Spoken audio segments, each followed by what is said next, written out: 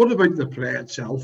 Well, you've all probably heard of the Eat Well plate, which sets out the kind of food, combination of food that children should build into a healthy eating diet. Well, here's a healthy play diet with all the relevant portions that children need to experience in terms of their play in order to play well. So I'll go through each of them one at a time.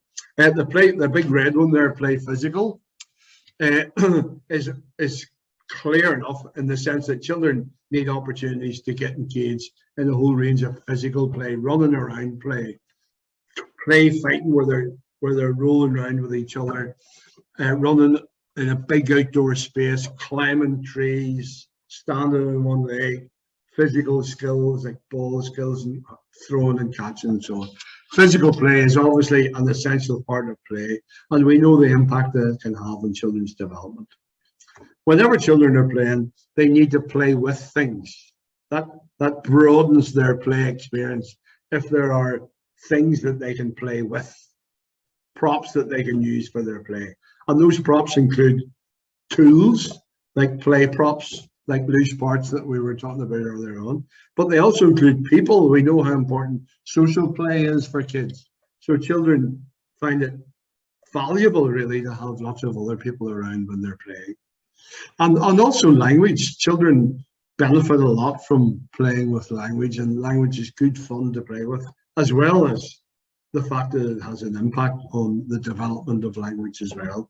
So play physical is important. Playing with things is important as well. Playing with objects, playing with people, and playing with language. The third portion is playing out. Now that sounds like playing outside, and that is very important. We've recognized before how important, especially during COVID, it is for children to play outside. But the play out that we're talking about here is giving kids an opportunity to get involved in play where they can play out situations or experiences that helps them better understand them. And of course, the best example of that at the moment is children playing COVID. I mean, we've seen children playing the game COVID, where they are, admitting people into hospital and putting them on respirators and so on and so on, and making them better. That's children making sense of what's going on in the world around them. And that's what we call playing out. And whilst it might be uncomfortable sometimes for us as adults to see that, it's good for kids to do that, because play has a therapeutic value that helps children come to terms with those things, but also understand them better. Kids get lots of fun from pretend play as well. So you want to have lots of dressing up equipment around, so kids can play different roles, so kids can play different characters. Pretend play is an essential portion that children get in terms of need to have in terms of their play. And of course, we all know that children learn when they play. So it's good that children get a chance, if that's a type of play that they're most interested in, that they get a chance to learn a wee bit about things whilst they're playing as well. So play learn is an important portion too.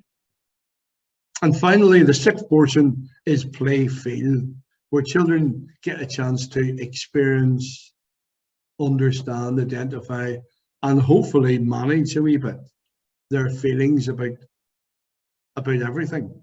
So they get a chance to feel happy, hopefully, when they're playing. But they also get a chance to feel a bit scared because what they're doing they've never done before, or it's a bit risky. A chance to feel left out, a chance to feel included, a chance to feel angry about things, and a chance to feel that you need to bail somebody or help somebody out. So it's really important that children get a chance to feel things when they're playing as well. And we would promote an affective play space, a space where kids can go and just chill out. In the place that I worked in before, we had a big parachute, lots of cushions around inside, which we hung the parachute from the rafters, and with lots of soft cushions inside, nice fairy lights. bit of music on, and some books and so on, or kids could just chill out. An affective play space, a place where children can unwind or chill out or chat. That's the play well plate, and it's important that you get the children experience as many of those portions as possible each day. And it gives you a wee bit of a framework if you study the play that children are involved in, to make sure that they have the opportunity to play physical, for example. Because if they don't, then you might want to try and encourage that opportunity the next day of your summer program. So that's the play well plate, and that's based on a number of play types put forward by a guy called Bob Hughes. And you'll see the pictures that illustrate lots of the different types of play there. Okay, so in terms of the activities, the play opportunities themselves, tying those together into some sort of program might seem a wee bit odd when we're talking about spontaneous play, about playing in the moment.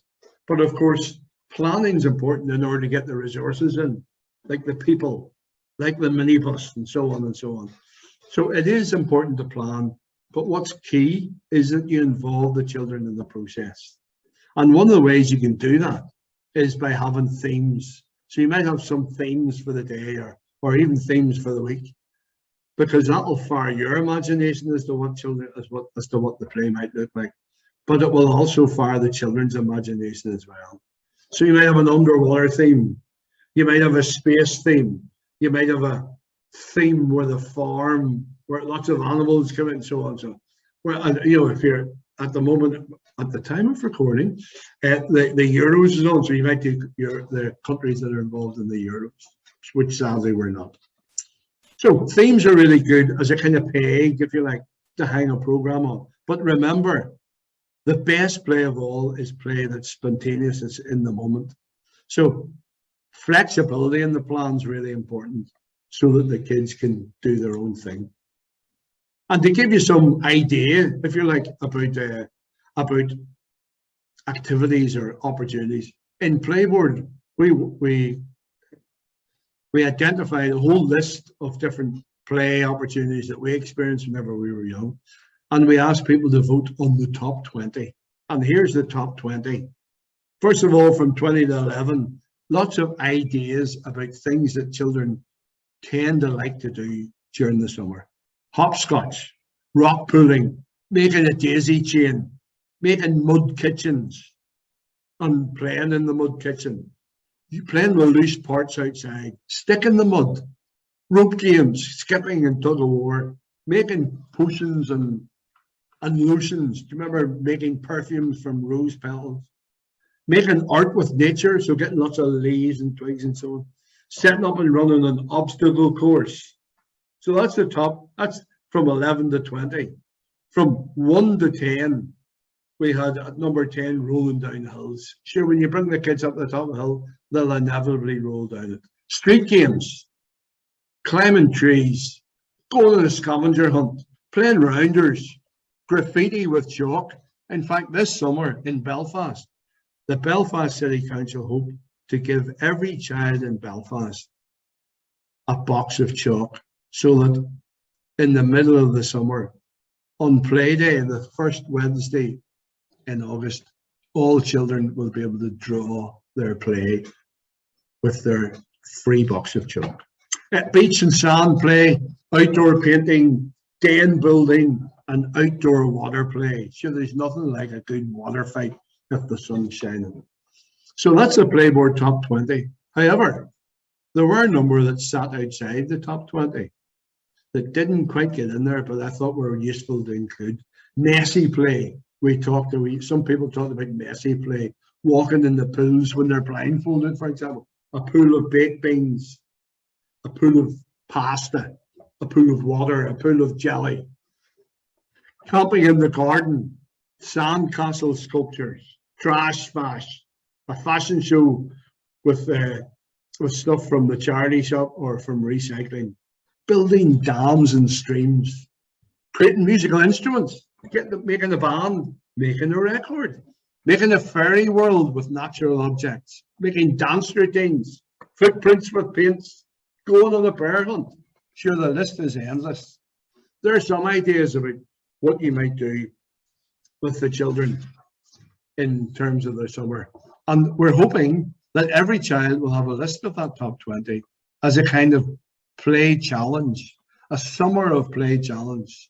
So we're hoping that schools will print out for every child in Northern Ireland a copy of their play challenge, a list of the top 20, and that they'll tick off every time they achieve one of those play activities over the summer as their summer of play challenge. So you can do that as well in their youth setting. So what would go into a plan if you were planning play?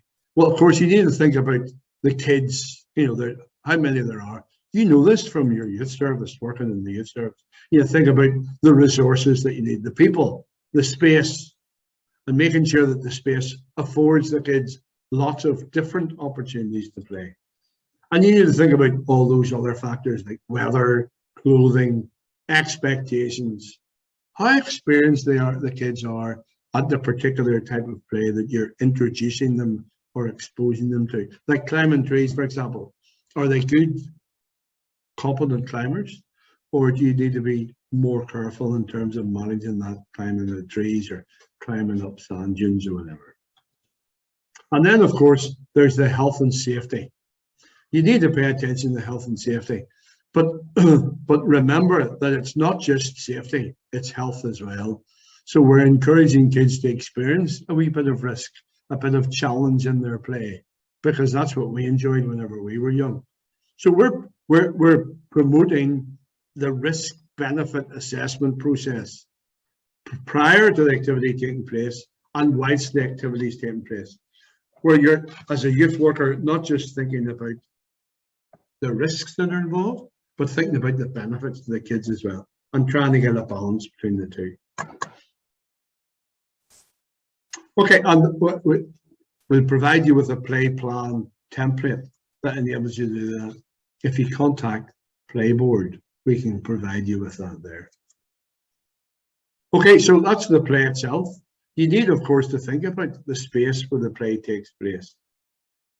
We've already said that outdoors is really valuable. It's good if there's a bit of variety in the play space, in terms of the terrain. So some trees for them to climb or hide behind, some hills for them to run up and roll down, so on. You want lots of space. Lots of space is really good for kids to play big games and to run around, to feel free in.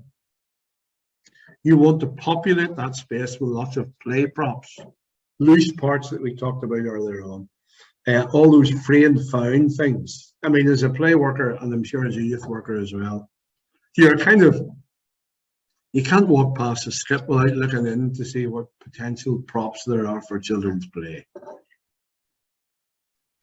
Try and build the senses into their program as well. Encourage them to experience play that gives them a chance to smell and feel and touch as part of their play. And a chance to experience new emotions as well.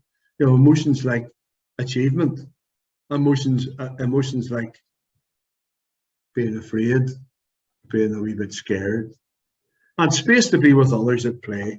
It's good that children get an opportunity to be with other kids whenever they're playing. Not that they can't be on their own, but it's a great opportunity for children to play with others. In fact, they did a piece of research where they asked children what their favorite piece of play equipment was. And the number one piece of play equipment was roundabout, which surprised me. But the reason the roundabout was the most popular piece of play equipment was because children had a chance not just to use it to go round and round and play, but in a space where they could sit and talk to their friends.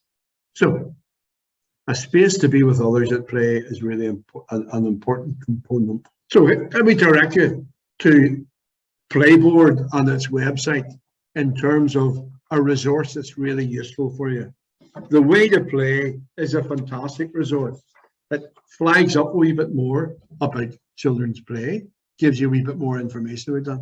But it also gives you lots of ideas about things that you could create or make available for children in order to help them to play. It's free at the moment on the Playboard website. So get on www.playboard.org and access the resources there. There'll be another resource actually there, which is about helping to promote, giving you some guidance as to how you can, to support you in a summer of play and promoting a summer of play. So you'll be able to access that if you access the Playboard website as well. Membership of Playboard's free, so get in there and use the resources that are there. Thanks for your time, folks. I hope you found that useful. Let's make it the best summer of play for the kids in Northern Ireland.